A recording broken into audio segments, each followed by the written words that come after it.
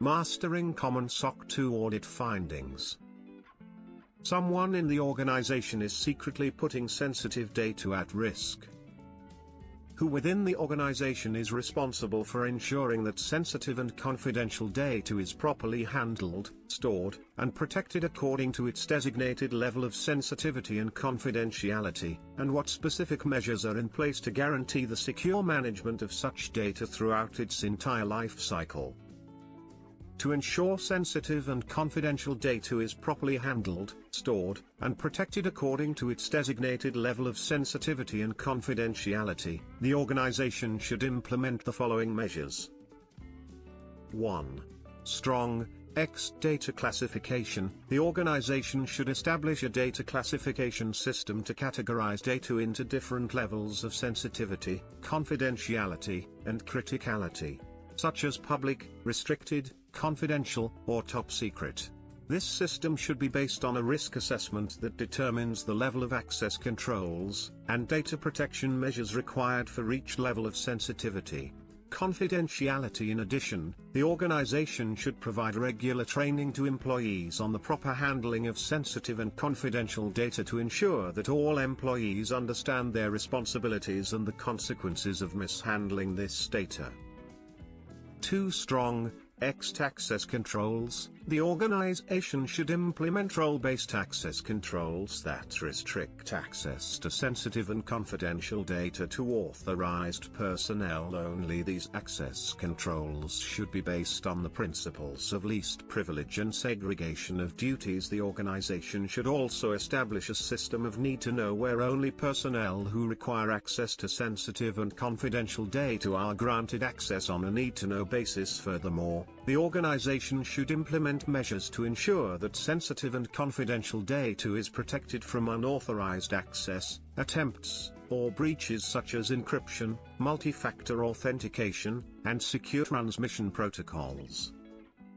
3. Strong data storage and retention. The organization should implement secure storage solutions that ensure sensitive and confidential data is properly stored and protected. The organization should establish procedures for data retention and disposal that ensure sensitive and confidential data is properly destroyed at the end of its life cycle. This includes the establishment of a data retention period that determines how long sensitive and confidential data should be retained prior to the designated level of sensitivity and confidentiality. 4. Strong incident response and management. The organization should establish an incident response and management plan that includes procedures for responding to security incidents involving sensitive and confidential data. The plan should include roles and responsibilities for incident response and management. The organization should also establish a system for reporting security incidents involving sensitive and confidential data. This system should include automated workflows for reporting and incident response. 5. Strong third-party and vendor management. The organization should establish a system for managing third-party relationships with vendors and contractors that ensures sensitive and confidential data is properly handled, stored, and protected. The organization should establish procedures for vendor risk assessment and due diligence that includes evaluating the security controls and contractual obligations of vendors and contractors. The organization should also establish a system for monitoring third-party relationships that ensures sensitive and confidential data is properly handled, stored, and protected.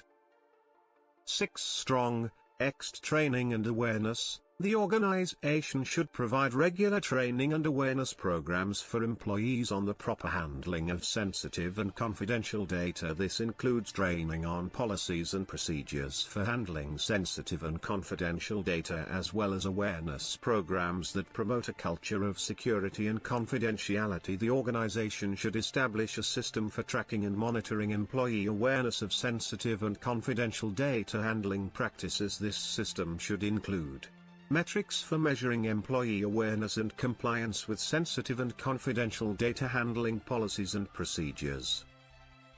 7. Strong continuous monitoring and auditing. The organization should establish a system for continuous monitoring and auditing of sensitive and confidential data handling practices. This system should include automated workflows for monitoring and auditing of sensitive and confidential data handling practices, as well as providing real-time alerts and notifications of potential security incidents involving sensitive and confidential data. The organization should also establish a system for reporting and analytics that provides insights into sensitive and confidential data handling practices and identifies areas for improvement.